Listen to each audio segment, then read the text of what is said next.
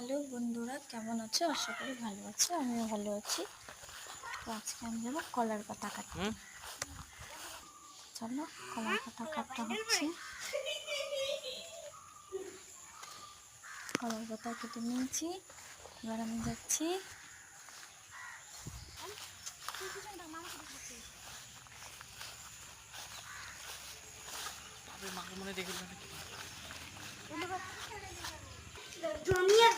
কলার পাতা ধোয়া হয়ে গেছে,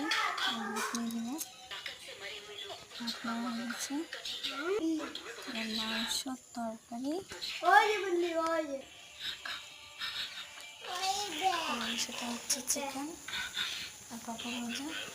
এখন খেয়ে দেখবো কেমন আছে। খাওয়া হয়ে গেছে,